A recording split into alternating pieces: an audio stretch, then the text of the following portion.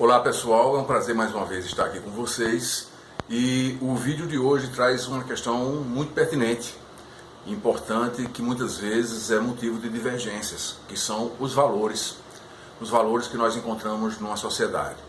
A princípio nós vamos definir o que são valores do ponto de vista sociológico. Valores são preferências coletivas num contexto institucional e por isso os valores regulam as próprias instituições, como, por exemplo, família, propriedade, trabalho, representação política, escolhas que são escolhas coletivas do ponto de vista moralístico, né? Questões importantes como a lealdade, a solidariedade, o trabalho, o valor do trabalho em si. E nós sabemos que os valores têm muito a ver com as questões de ordem ética e de ordem moral. Mas os valores são mais objetivos. Quando se tem, por exemplo, uma espécie de desavença com os valores institucionalizados numa sociedade, se diz que a pessoa tem um comportamento desviante, porque a sua preferência é desviante daquilo que é objetivo. Mas existem aqueles valores que são justamente o quê? Os valores dominantes numa dada sociedade. São dominantes por quê? Porque a tradição, a cultura, a moralidade, a ética da sociedade específica, né, em que se situam esses valores, fizeram com que esses valores se tornassem dominantes. E qualquer desvio em relação a esses valores, se diz que o comportamento é em si desviante. E nós sabemos que, mesmo assim, os valores, eles não são a única razão para fazer com que haja uma unidade social. Uma sociedade pode ter valores dominantes, mas numa sociedade contemporânea, que é uma sociedade mais pluralista, nós sabemos que existem valores que são cambiantes, que mudam, e valores que até se confrontam. Os valores, portanto, tanto unem como dividem as pessoas. Na sociedade de hoje, que está de algum modo marcada também por preferências de ordem ética e religiosa, onde há muita divergência entre inúmeros grupos, podemos dizer que alguns valores de grupos são divergentes e ocasionam desunião, uma espécie, vamos dizer assim, de cisão entre grupos sociais que faz com que a sociedade não esteja, obviamente, unida ou unificada em torno de valores. O que unifica a sociedade ainda é, mesmo que haja uma certa ineficácia em alguns setores, é o sistema do direito. É o sistema do direito imposto pelo Estado. Então, você pode ter os seus valores individuais, mas eles não podem ser expandidos como valores coletivos. Os valores coletivos têm que ser dominantes.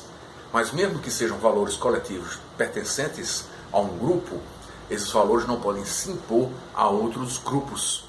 Então, devem ser respeitados valores, sim, mas nós sabemos que os valores que devem ser respeitados, preferências de grupos que se opõem, por exemplo, a valores da lealdade da família, da fidelidade, né, daquilo que vem a ser reconhecido como tradicional no contexto familiar, essas pessoas podem ter uma posição oposta, contrária, mas elas não podem impor os seus valores àqueles que querem preservar esses valores que são tradicionais.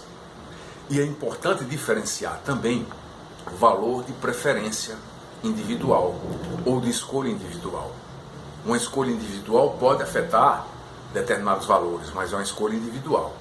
Vamos refletir sobre o seguinte ponto. Imagine você que um acadêmico de direito, ele cursa o seu curso numa universidade particular. Ele tem um encargo mensal de pagar a mensalidade, mas ele também financiou um veículo automotor em 60 meses.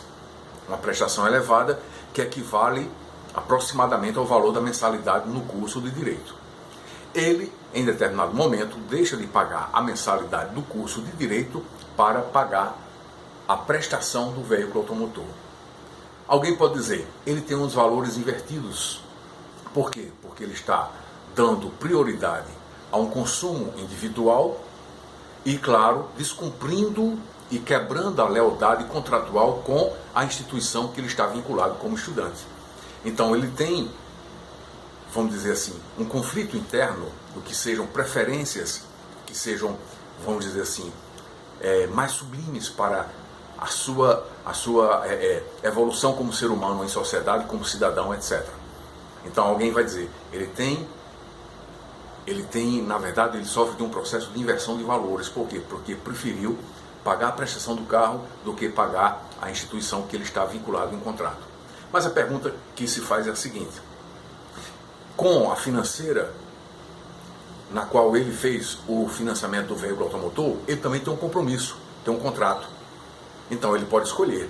Agora, ele só não pode insistir e fazer com que o contrato, no caso, pelo menos do ponto de vista moralístico, não é do ponto de vista jurídico, porque pode existir outras negociações à luz do direito do consumidor, ele não pode insistir e desvalorizar, menoscabar aquela sua relação contratual com a universidade que está vinculado nesse curso que ele tem que pagar mensalidade.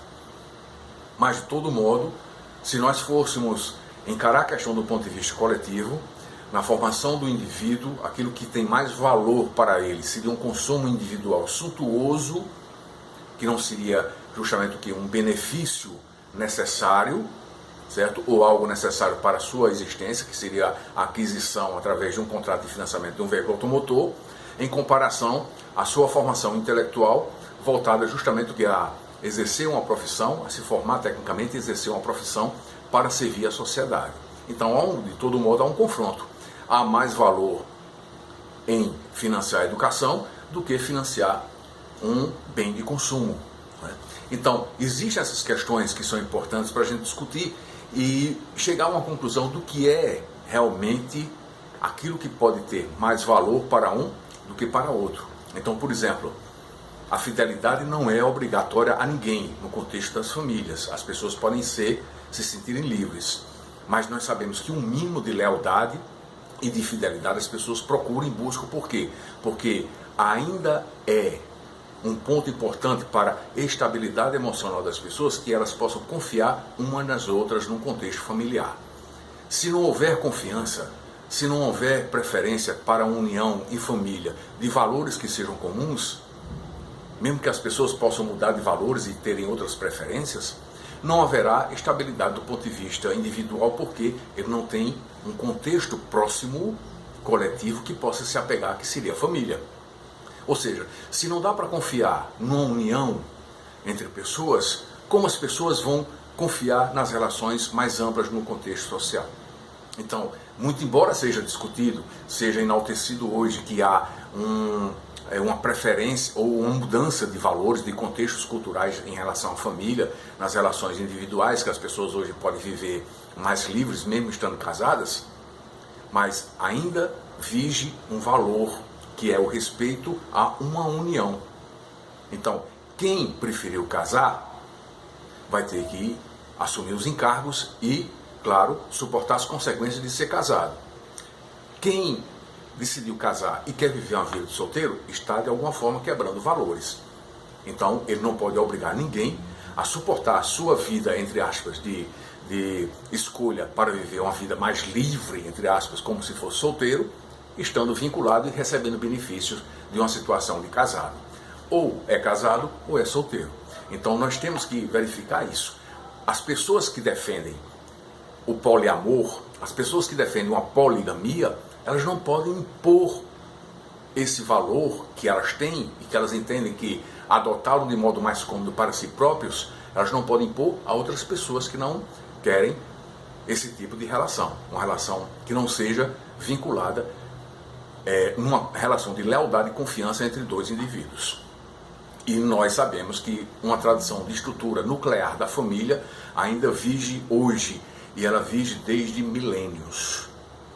O ser humano, as estruturas sociais, a cultura pode mudar em alguns aspectos, mas existem questões que são como núcleos duros, essenciais, que ainda permanecem e são perenes e, claro, vêm de milênios até hoje. Então, não é apenas essa questão relativa à família. Existem outras questões que são importantes que a gente pode discutir em termos de valores na sociedade. O trabalho, por exemplo, é um valor, mesmo sabendo que as pessoas não são obrigadas a trabalhar.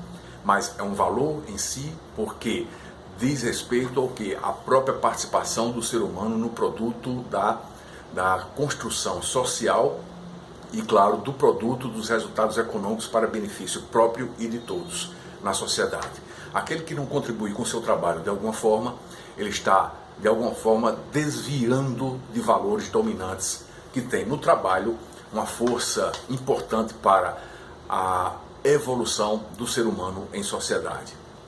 Então, essa é a nossa discussão para hoje. Um abraço a todos e até lá.